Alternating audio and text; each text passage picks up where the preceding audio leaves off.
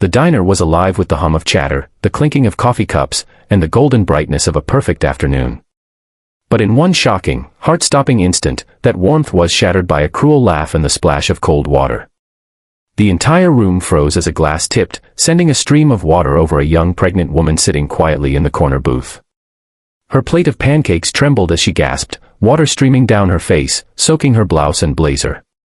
The waiter who poured it, his name tag reading Brad, laughed along with his friends, their blue diner uniforms glinting under the light.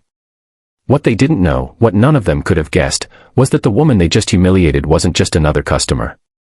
She was the wife of a man who was walking through that very door, one of the Hell's Angels, a man who had once given up everything for love. If you believe in kindness, redemption, and second chances, please take a moment to like, comment, share, and subscribe to Kindness Corner. Because what happens next will remind you that compassion can turn even the hardest hearts. Her name was Grace Holloway, and she hadn't wanted to come to this diner. She was 7 months pregnant, tired, and lonely. Her husband, Cole, was away most of the time, running his small motorcycle repair shop and working hard to stay out of the life he'd once lived. For years, he had been a member of the Hell's Angels, known for his rough exterior and fierce loyalty. But after marrying Grace, he'd promised her peace. He'd promised their unborn child a world without violence, without fear. Today, Grace had come here because she missed him.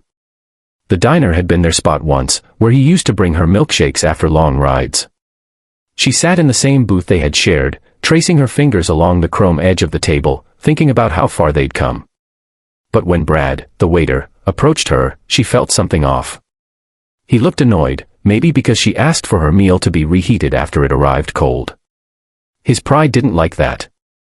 "We're not running a 5-star restaurant," he muttered, his tone dripping with sarcasm. Grace lowered her eyes, trying to keep calm. She wasn't confrontational.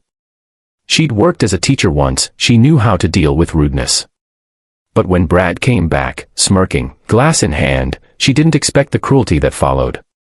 The water hit her like an insult made physical. The sound of it splashing against her shoulders echoed in the room. The other waiters laughed, a chorus of mockery, and Grace froze. Her chest tightened, not from the cold, but from the humiliation. Every eye in the diner turned toward her. Some looked away in pity. Others just watched. The laughter cut deeper than the water ever could. She clutched her belly instinctively, trembling, trying to hold herself together. Her lips parted, but no words came. At that exact moment, the bell above the diner door jingled.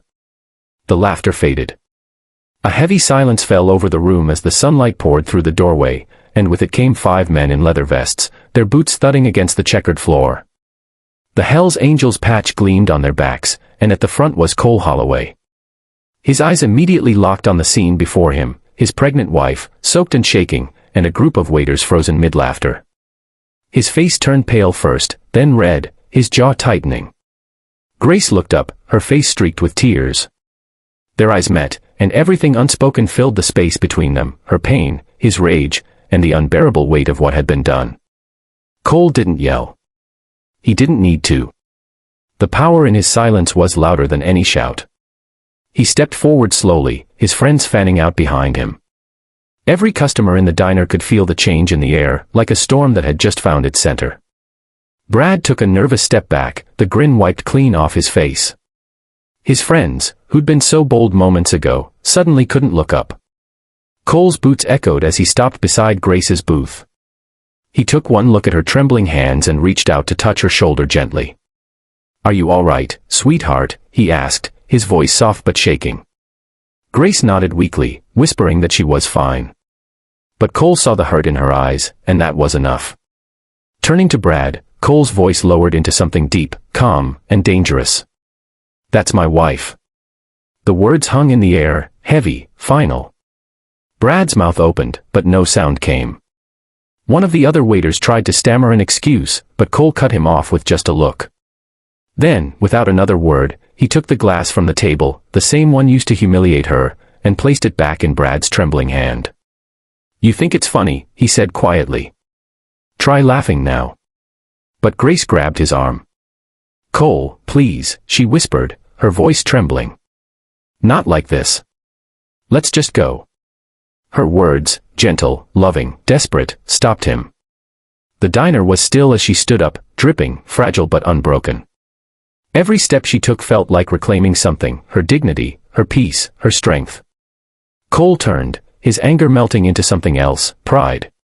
He took off his leather vest and draped it gently around her shoulders before guiding her toward the door. As they walked out, one of the bikers, an older man with a long gray beard, paused by Brad. "Son," he said quietly, "there are two kinds of men in this world, those who laugh at pain, and those who learn from it. Don't ever find yourself on the wrong side again." Then he followed them out, leaving behind only the silence of shame. That moment stayed with everyone in the diner. The laughter never returned. Brad stood frozen, the water glass shaking in his hand. For days after, he couldn't sleep. He replayed it again and again, the look in Grace's eyes, the quiet dignity in her walk, and the stillness in Cole's fury. It haunted him. And maybe, in some small way, it changed him. Because sometimes, the lessons that break you are the ones that finally make you human. Months later, on a rainy morning, Grace returned to the diner. The place had changed. Brad was still there, but he didn't look the same. He looked quieter, humbler. When she walked in, he froze again, but this time, he didn't laugh. He walked up slowly, placed a hot coffee in front of her, and said softly, "I'm sorry, ma'am, for everything." Grace smiled faintly, her eyes forgiving. "We all make mistakes," she said. "It's what we do after that matters." Outside, thunder rolled in the distance, but inside that small diner, something had healed. If this story touched your heart or reminded you that everyone deserves kindness, even those who fall, please like, share, and subscribe to Kindness Corner. Because the world needs more compassion, and more stories that restore faith in it. Speech balloon before you go, tell us in the comments, do you believe people can truly change when shown kindness? And as Grace walked out of the diner one last time, holding her newborn baby close, a leather jacket waited for her by the door, a quiet reminder that strength and gentleness can live in the same heart.